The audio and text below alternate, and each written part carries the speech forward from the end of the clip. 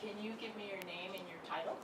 Sure. I am Meredith Pyle, and I am the Children with Special Health Care Needs Program Manager at the Washington State Department of Health. And I'm also the Title V Children and Youth with Special Health Care Needs Director for Washington State. And did you recently had a federal grant application approved? Can you tell us what that is for, what it's called? Absolutely. So the program that we applied for funding to, it's a federal program, and it is called Innovation in Care Integration for Children and Youth with Autism Spectrum Disorders and Other Developmental Disabilities. So Washington State was one of over 30 states that applied for a grant through that federal program. That federal program is funded by the 2014 CARES Act, which is federal legislation. CARES stands for Collaboration, Accountability, Research, Education, and Support. So it's Autism CARES. And so we applied for a grant and we got it. And it's known, our Washington State grant through that program is known as AS3D, which is short for Autism Spectrum Disorders and Other Developmental Disabilities. And what inspired you to apply for that grant? Well, there was clearly a need for increased care integration for kids with autism and other developmental disabilities. What really inspired me are the partners that are involved in this grant. The Department of Health was the lead applicant and lead author for the grant, but the grant program and projects were designed in absolute partnership with family-led organizations, with clinicians and researchers, with family advisors, with other state agencies, with university partners. So it was really a collaborative effort. And what inspired me to go for that grant was that great work of all the partners that we have, and just seeing the possibility for what could happen if we could find a forum to pull those partners together on a regular basis. What are some of the priority objectives of the grant? Well, the main goal of the grant is really to get children who may have autism or other developmental disabilities, to get them screened in a timely fashion. If anything shows up on the screen, to get them diagnosed and evaluated in a timely fashion, and then into services. And so the goal is to make sure that that is happening more quickly in a more timely fashion, so that kids get what they need when they need it, and same with their families.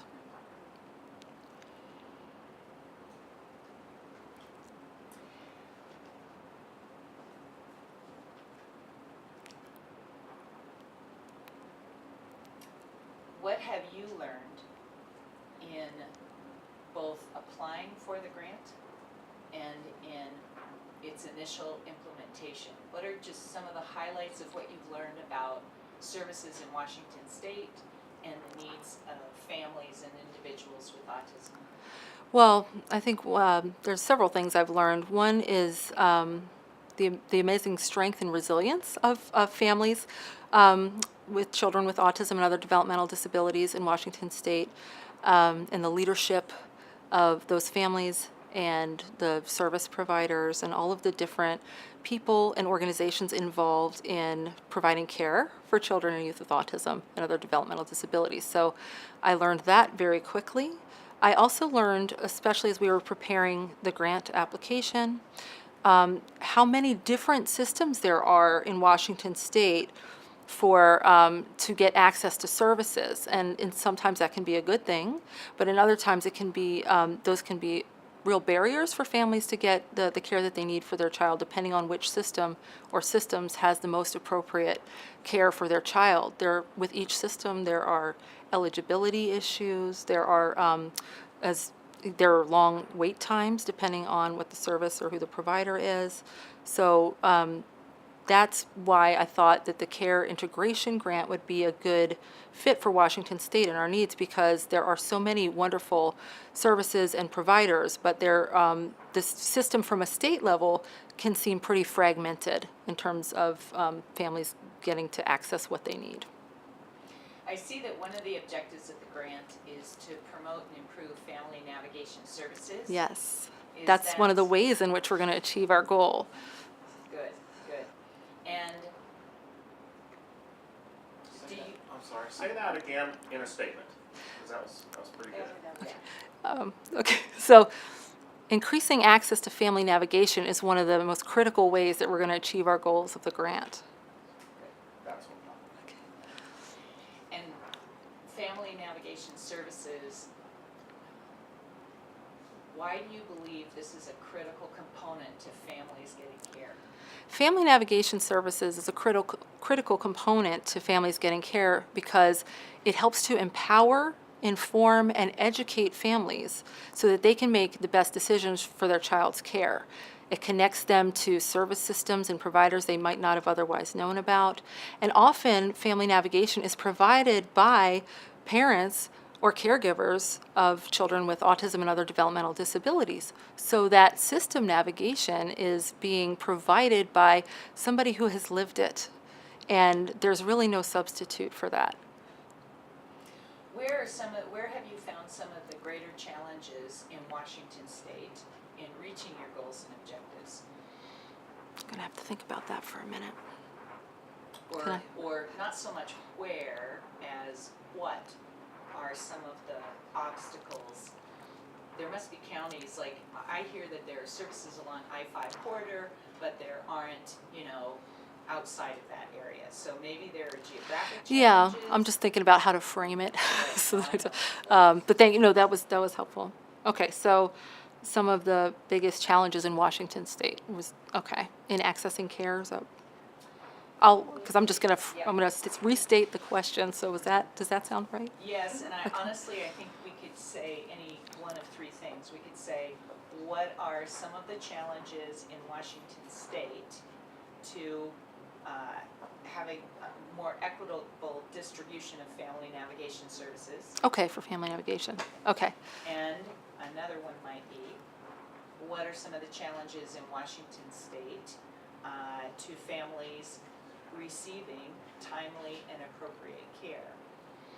Okay, I can do both if you want. Sure. I'll start with the timely and effective care, and then we can do the family nav. So pretend like I didn't ask you the question. You have to. Yeah, I know. Okay. When we were applying for the grant and doing the work to write the application, we found some significant barriers to accessing care for children and youth with autism and other developmental disabilities. And some of those major barriers in Washington State were geographic in terms of where the specialty care services that are needed are located. They're not spread evenly across the state, and we've got a lot of wonderful topography and geography in Washington State, but that can present a barrier for families to be able to travel to where they need to travel in the state. Also, not every family has reliable transportation, so that can be another barrier. Then there is insurance, and thankfully most children in Washington State do have health insurance. However, not all children with special health care needs, including autism and other developmental disabilities, have adequate health insurance to cover all of the medical needs that they have. So insurance adequacy or lack thereof is another barrier. And that can have many different forms. It could be that a health plan does not have all of the right types of providers in every single geographic area to serve families. It can be eligibility requirements for certain services or a diagnostic process that must be followed before certain treatments will be approved by an insurance company and be covered. There are gaps in what insurance, both private and public in Washington State, will cover. So that's another major issue. So I think geography and uneven location of providers, they're not where they are needed I messed that up, sorry. That's okay. I lost it. So, You did really good on that. okay. Do you think we got enough for that one, or should I try to wrap that up? You can wrap it up. You can make a A final closing statement. closing statement. Okay. So yeah, some of the most significant barriers to accessing needed care in Washington State for children with autism and their families include an uneven distribution of needed providers across the state, a difficulty in getting to those needed services because of the geography and other barriers, and then insurance barriers. You indicated that Washington State was one of 4 states that was approved for this. Oh, I can tell that story. Yeah. Grant. Yes, so I would like you to talk a little bit about that, and then, maybe I should let you do that first, because my next question is going to be, how do you see other states comparing to Washington State? You know, what are some of the, are we all kind of struggling for the same things, or does it seem to vary? I'm a little, And I don't know how you want to talk about this. I'm trying to figure out a way for you to highlight well, that some, the Washington State partnership is really different. yeah, and from some of the other partners states. that we have, I think, are really unique. So, Yeah. but I want to try to do that without speaking too much about the other states, because I'm not, I you know, agree. I'm not super up on what they're doing. And actually, even other states could just Just in be general. nationally. Yeah. What is Washington? Like how they help write the grant perhaps, and how Or what's they unique vested about interest in Washington and State than funding. others might not be? Well, then I would want to talk about Northwest Autism Center, Open Doors for Multicultural Families, Oh, yeah. WA. Yeah, Okay. sure, Yeah, the community asset mapping. So maybe I can hit a lot of those.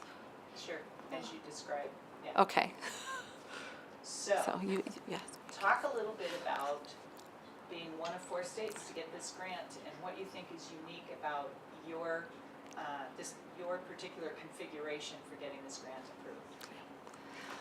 Yeah, so thankfully, Washington State was one of only 4 states to get this grant. And I think that one of the reasons our application was so competitive and that we did get the award is because of the unique set of partners that we have here in Washington State. Family navigation is a critical strategy with this grant, and we have, on the eastern side of the state, we have Northwest Autism Center, which not only helps families navigate to get the needed services that they have, but they're also a service provider. They do everything around autism and getting families what they need and serving children. So that's not every state has something like that. We also have a wonderful organization that we partner with on this grant called Open Doors for Multicultural Families. They're located in Western Washington in the Seattle area, and their mission is to help serve families with children with special health care needs who are culturally and linguistically diverse. Because a whole other set of barriers around accessing care comes up when you have language barriers or cultural barriers. So that was a unique thing that I think Washington State has. We also have the Washington Autism Alliance and Advocacy, which is another organization that does quite a few different things, but one of the main things that they do is work regularly with both our Medicaid agency, but also private insurers in the state. They've got really good relationships, and they are wonderful at advocating for some of those, ameliorating some of those insurance barriers that we were talking about earlier.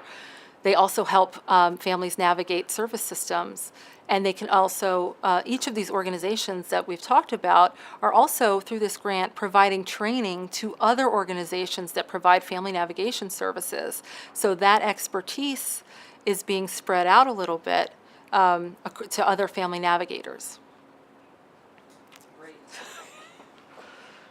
One question I would think about is something about, you were talking about the diversity geographic and maybe something about telehealth. Oh, yeah. Thing too with the telehealth. Because that's one I of the thought majors. about it. I didn't know if you wanted to bring that up yet or not. But Yeah, I had made notes about one of the ways that we were going to achieve our goals was, family empowerment, but also telehealth, and I also want to talk about community asset mapping. Okay. So we could start off with a couple of other key strategies that are unique to Washington. Yep, Yes. perfect. I like And you can do all that and hit all those steps. So this is your kind of time to highlight some things that you, what else did you? Do I need to explain community asset mapping, or we could always cut to Kate's explanation? I think it's okay to give a brief explanation because we're not sure where we're going to use it. So I would, so just go ahead, Meredith. Okay. If you could please highlight some of the other strategies that you've incorporated into the AS3D grant to improve services in Washington State. We'd love to hear about it. Okay. Some other really critical strategies that we're using in the AS3D grant are community asset mapping, which is a process that brings together local communities to identify their strengths and gaps in addressing the needs of children with autism and other developmental disabilities and their families. And this is often in partnership with family representatives and other local service providers. And that is a project through the University of Washington Medical Home Partnership Project. So that is a wonderful strategy that we have that really does make a difference in the timeliness in which families can access care for their children. Great. We also are looking at, another critical strategy is looking at the use of telehealth to provide needed services for children and youth with autism and other developmental disabilities. We've had a lot of positive changes in laws that allow more use of telehealth in our state. But nobody had taken a look yet at how telehealth services were being used for services around autism and other developmental disabilities. So we took a look at that, and now we're looking to promote telehealth practices so that more children and families can be served in more remote areas or in highly trafficked areas where it's really difficult to get to and from a doctor's appointment in a timely fashion. I don't love that. So what happens when this grant reaches the end of its? That was. Let's go. Hold it down.